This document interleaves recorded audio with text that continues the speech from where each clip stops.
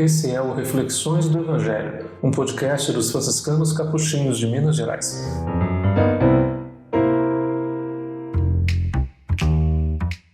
O começo do Advento é sempre marcado por textos apocalípticos, por textos que são escritos a partir desse gênero chamado apocalíptico, que tem imagens fortes, que tem imagens alegóricas, que exigem um esforço interpretativo para ser penetrado, que tem como mensagem de fundo sempre a manutenção da esperança, mesmo quando o chão balança debaixo dos pés e mesmo quando as certezas da gente parecem desabar. Olá, paz e bem.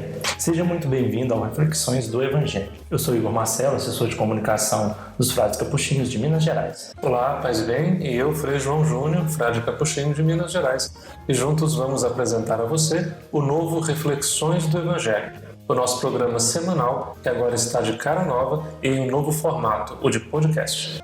Toda sexta-feira, um novo episódio fresquinho para você, trazendo sempre as reflexões do Evangelho de domingo e festas. Aproveite para seguir a gente lá nas redes sociais, Capuchinhos MG.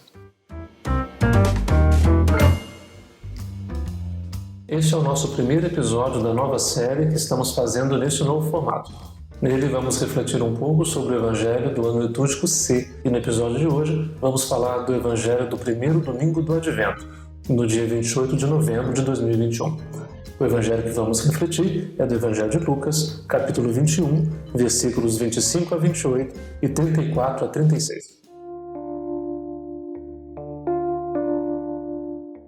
Bom, é o primeiro domingo do Advento. O começo do Advento é sempre marcado por textos apocalípticos, por textos que são escritos a partir desse gênero chamado apocalíptico, que tem imagens fortes, que tem imagens alegóricas, que exigem um esforço interpretativo para ser penetrado, que tem como mensagem de fundo sempre a manutenção da esperança, mesmo quando o chão balança debaixo dos pés e mesmo quando as certezas da gente parecem desabar. É um texto que fala não sobre o fim do mundo, mas sobre o fim de certos mundos nos quais a gente vive, que desmoronam mesmo e que tem que desmoronar para que possa brotar a semente de um mundo diferente, de um mundo novo. E vamos ao texto então. Como é o texto da liturgia, a tradução é aquela que está no lecionário e é comum que, como é um recorte, que o texto tenha uma introdução acrescentada para sintonizá-lo ao sentido da liturgia. Então, este, por exemplo, começa assim.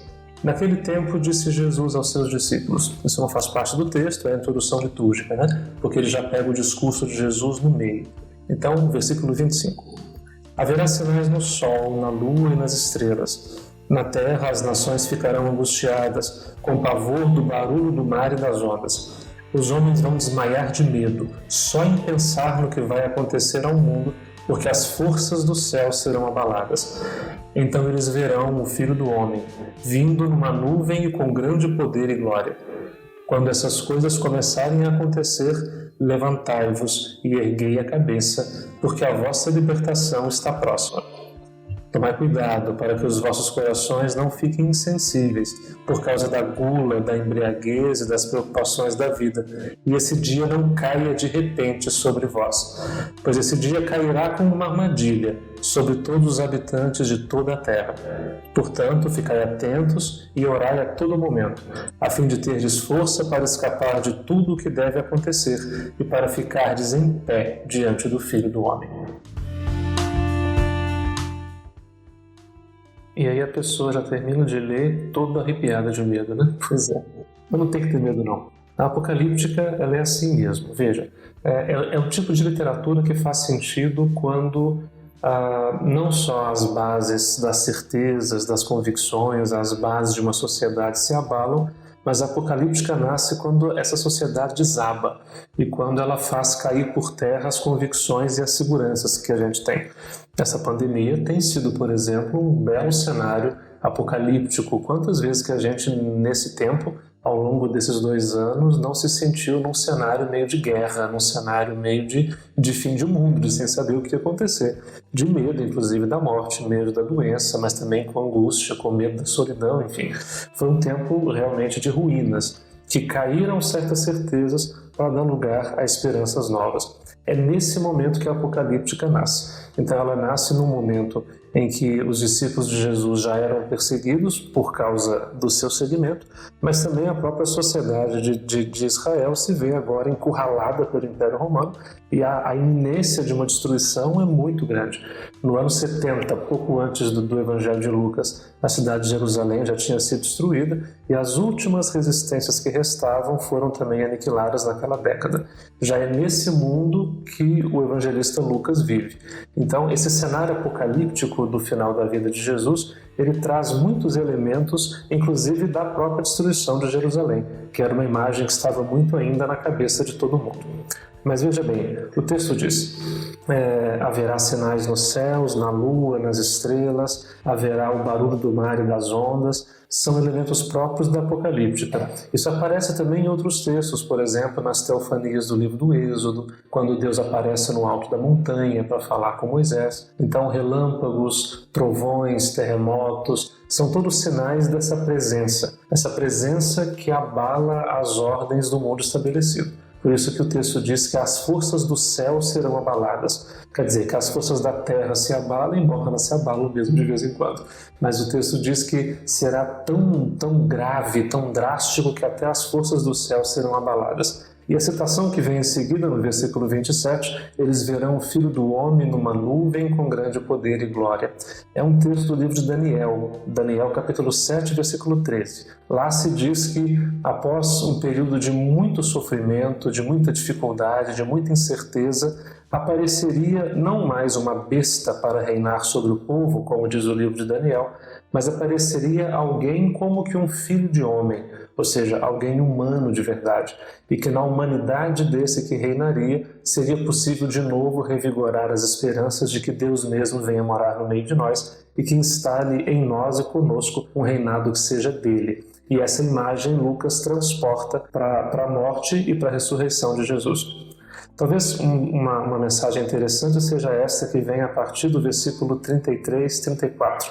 Quando essas coisas acontecerem, cuidado para não baixar a cabeça, para não deixar perder a esperança, mas que a esperança se renove porque a libertação está próxima. E que os corações não fiquem insensíveis por causa de tanta coisa, mas sejam capazes de ler os sinais do tempo. Porque mesmo a ruína carrega os sinais do reerguimento. Mesmo o desabamento carrega os sinais daquilo que de novo pode ser reconstruído. E aquilo que sobra de pé, bom, depois que desaba tudo, aquilo que sobra de pé é apenas a esperança. E é essa esperança que o Evangelho diz: mantenha de pé, cuide dela, para que nessa hora de escuridão ela seja, ainda que pequena, a luz que segue a iluminar os caminhos. O primeiro domingo do Advento ele lança o seu olhar para essa iminência de uma presença de Deus entre nós no último dia. É assim que o Evangelho chama. E o último dia, o dia imprevisto, não é o último dia lá na morte, não é o último dia marcado no calendário, mas é aquele dia carregado de ultimidade.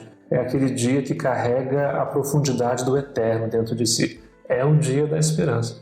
Esse último dia amanhece quando a gente, apesar de tudo, apesar das longas travessias da vida, ainda levanta a cabeça, ainda mantém o coração protegido contra a insensibilidade, como diz o Evangelho, e continua acreditando que a vida continua sendo um empreendimento que vale a pena, que o coração humano ainda continua sendo a morada de Deus e que o nosso mundo ainda pode ser muito mais justo e mais fraterno.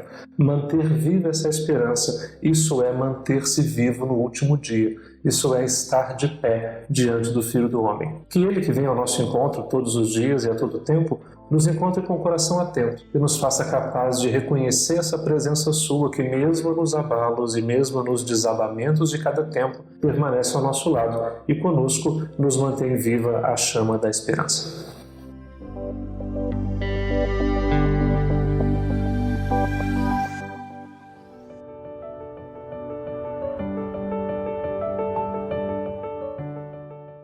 Bom, e com essa reflexão do Frei João que nós encerramos o nosso primeiro episódio do Reflexões do Evangelho, o nosso podcast semanal que será disponibilizado toda sexta-feira, trazendo sempre as reflexões do Evangelho de domingo e festas. E você que nos acompanhou nesse primeiro episódio é convidado a continuar nos acompanhando. para que a palavra de Deus possa não só encher os nossos ouvidos, mas também iluminar os nossos passos nesse nosso tempo que permanece tão difícil. Um convite irrecusável a mantermos viva a esperança. Você pode compartilhar e comentar esse episódio e pode também nos mandar o seu feedback, que com certeza nos ajuda a produzir um conteúdo ainda melhor.